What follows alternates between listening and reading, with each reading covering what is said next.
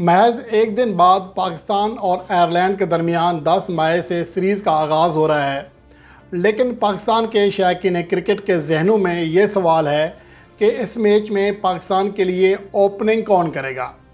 वैसे तो सैम अयूब और बाबर आजम की ओपनिंग जोड़ी रही है गुज़श्ता होम सीरीज़ में, और उससे पहले दौरा न्यूजीलैंड में मोहम्मद रिजवान और Saim Ayub as a opener खेलते रहे हैं।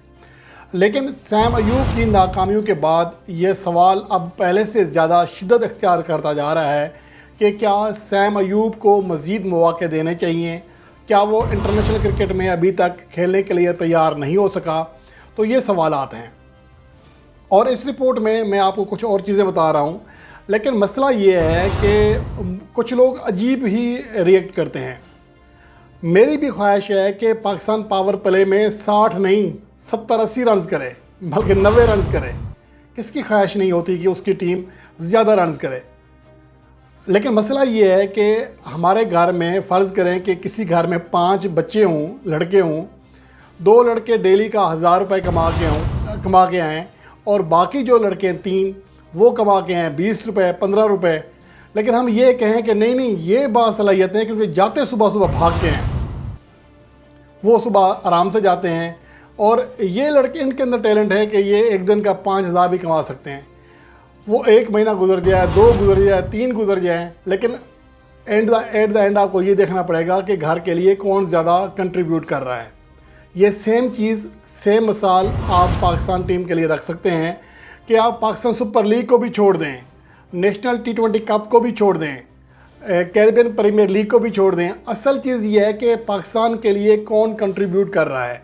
मेरी भी ख्वाहिश है कि मोहम्मद हारिस और सैम अयूब जैसे दलेर खिलाड़ी सेट हों, लेकिन अगर वो ख़ुद को इंटरनेशनल क्रिकेट पे सेट नहीं कर पा रहे मौके मिलने के बावजूद, तो क्या उनके लिए पाकिस्तान टीम कुर्बान कर दी जाए, एक T20 वर्ल्ड कप या एक सीरीज़ कुर्बान कर दी जाए? ये बड़ा सवाल है। ये एक मुश्किल फ़ैसला होता है। हर कोई चाहता है कि इस तरह के जहर मिजाज खिलाड़ी आएँ और ख़ुद को सेट करें, लेकिन मसला ये होता है कि कितना टाइम लेंगे। और जो शारजा में जब अफ़गानिस्तान के ख़िलाफ़ सीरीज़ थी तो मैं ख़ुद बड़ा एक्साइटेड था कि मोहम्मद हारिस और सैम अयूब की जोड़ी एक साथ ओपनिंग करेगी तो बहुत मज़ा आएगा। लेकिन रिज़ल्ट जो निकले उसने एकदम से ख़यालात चेंज कर दिए हैं। अब मैं कुछ चीज़ें आपके साथ शेयर करता हूँ कि देखें जी, मुझे सैम अयूब से भी कोई मसला नहीं है और ये आप यकीन मानें कि मैं बाबर आजम और रिजवान से कहीं गुना ज़्यादा सैम अयूब और मोहम्मद हारिस की बैटिंग देखना पसंद करता हूँ। लेकिन क्या मेरे पसंद करने से पाकिस्तान टीम के लिए इनकी जो कंट्रीब्यूट है बढ़ जाएगा? नहीं, कंट्रीब्यूट तब बढ़ेगा जब आप परफॉर्मेंस देंगे। अब यहाँ पर मैं 2021 से कुछ स्टेट्स रखता हूँ T20 इंटरनेशनल क्रिकेट में सिर्फ ओपनर्स के, फिर पावर प्ले की बात भी करते हैं। मोहम्मद रिजवान जिनके ऊपर तनकीद की जाती है, वो एक ही खिलाड़ी है इस अरसे में जिसने पाकिस्तान के लिए ओपनिंग करते हुए 130 से ज़्यादा स्ट्राइक रेट से रन किए हैं, और एक ही खिलाड़ी है जिसकी एवरेज 50 से ऊपर है। पाकिस्तान के इस अरसे में जितने भी ओपनर्स खेले हैं, लगभग 6 ओपनर्स को मौका मिला। इन 6 में से सिर्फ 2 ही खिलाड़ी हैं जिनका स्ट्राइक रेट 125 से ऊपर है, और वो वही हैं जिनके ऊपर कहते हैं कि स्लो खेलते हैं। वो हैं मोहम्मद रिजवान और बाबर आजम। सिर्फ 2 ही खिलाड़ी हैं जिनकी एवरेज 16 रन फ़ी इनिंग से ऊपर है, और वो भी यही 2 हैं। अब यहाँ पर बाबर आजम का जो स्ट्राइक रेट है लगभग 129 है और एवरेज लगभग 34 है, और सैम अयूब 15 से कम एवरेज है उनकी, 123 से ज़्यादा स्ट्राइक रेट है, यानी कि 124 से नीचे है। शर्जील खान का स्ट्राइक रेट 106 रहा, जो कि जहर मिजाज खिलाड़ी हैं, 15 उनकी एवरेज रही। मोहम्मद हारिस की एवरेज 7 रन फ़ी इनिंग्स और 93 रन फ़ी 100 बॉल उनका स्ट्राइक रेट रहा। हैदर अली को एक इनिंग्स में एज ए ओपनर खेलने का मौका मिला, 15 रन किए, लेकिन 115 उनका स्ट्राइक रेट रहा, लगभग 115 उनका स्ट्राइक रेट रहा। तो ये सूरत हाल है, ये हकीकत है जो आप इसको चेंज नहीं कर सकते। आपकी पसंद का बाबर आजम हो, रिजवान हो, सैम अयूब हो, मोहम्मद हारिस हो, मुंह से आपकी झाग निकले, गालियाँ निकालें, गिरबान पकड़ें, सर पीटें, लेकिन ये स्टेट्स यही हैं जो हकीकत है। अब सवाल ये पैदा होता है कि सैम अयूब को आखिर मज़ीद कितने मौके दिए जाएं? क्या दौरा न्यूजीलैंड में कोई ऐसी इनिंग्स खेली जिससे लगता कि ये मैच विनर है, हमें मैच जिता के देगा? स्टार्ट बहुत अच्छा लिया था सीरीज़ के पहले मैच का, लेकिन उसके बाद क्या हुआ? फिर न्यूजीलैंड के खिलाफ होम सीरीज़, अफ़गानिस्तान के खिलाफ सीरीज़, उससे अगली जो 2023 की न्यूजीलैंड के खिलाफ होम सीरीज़ थी, तो माँ सिवाय 240+ रन की इनिंग्स के वो बड़ी कारकर्दगी दिखाने में बुरी तरह नाकाम रहा है। अब आ जाते हैं पावर प्ले। शुरू के 6 ओवर्स जब 2 फील्डर्स के अलावा सारे फील्डर एक सर्कल में होते हैं तो कहा जाता है कि इसका ज़्यादा से ज़्यादा फ़ायदा उठाना चाहिए, ज़्यादा रन्स करने चाहिए। बिल्कुल करने चाहिए, लेकिन मसला ये है कि आपको करके कौन दे रहा है रन्स, कौन सा खिलाड़ी आपके लिए ज़्यादा सूदमंद है। अब मैं यहाँ पर बात करूँगा सिर्फ पावर प्ले की, मजमूई रिकॉर्ड की नहीं। यहाँ पर मोहम्मद रिजवान ने 2024 में 6 इनिंग्स खेली हैं, 6 में से 2 बार आउट हुए पावर प्ले में। 142 उनका स्ट्राइक रेट है, 65 की एवरेज है पावर प्ले में, 11 चौके 7 छक्के लगाए। बाबर आजम 134.54 134 रन का उनका स्ट्राइक रेट है। 9 मैचों में सिर्फ 2 बार वो आउट हुए हैं, 74 की एवरेज है उनकी, 22 चौके 3 छक्के लगाए।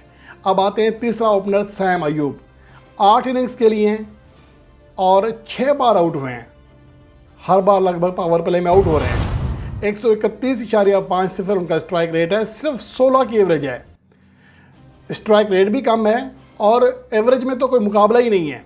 65 और 74 के मुकाबले में 16 रन फी पावर प्ले, यानी आपको एक पावर प्ले में वो मैक्सिमम 16 रन करके दे सकता है।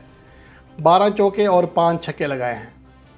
अब बाकी जो खिलाड़ी हैं वो चूँकि जैसा फ़खर जमान है, फ़िलहाल वो T20 इंटरनेशनल क्रिकेट में पावर प्ले उन्हें खेलने का मौका नहीं मिला, मोहम्मद हारिस को मौका नहीं मिला, तो इनको भी स्टेट शामिल करते हैं, तो इसलिए हम PSL की कारकर्दगी ले रहे हैं। अगर PSL की बात करें तो यहाँ पर स्ट्राइक रेट के एतबार से सैम अयूब सबसे ऊपर हैं। 157.34 उनका स्ट्राइक रेट रहा, 45 की एवरेज रही, 23 चौके और 13 छक्के लगाए।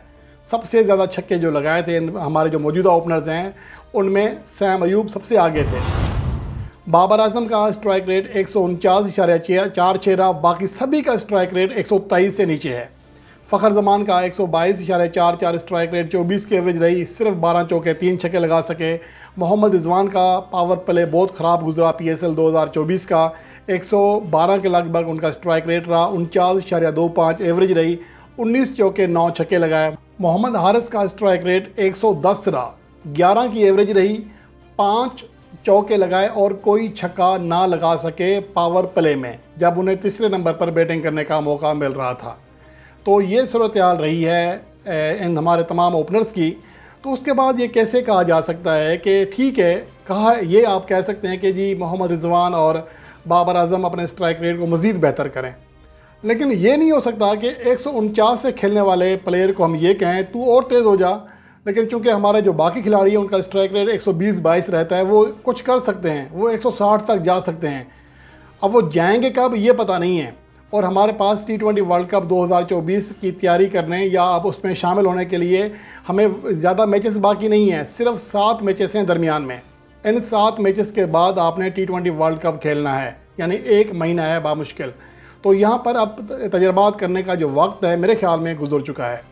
लेकिन आयरलैंड के ख़िलाफ़ सीरीज़ ऐसी है जिसमें सैम अयूब को शायद आखिरी बार चेक किया जाए। उसके बाद फिर बाबर आजम और मोहम्मद रिजवान आपको ओपनिंग करते हुए दिखाई देंगे।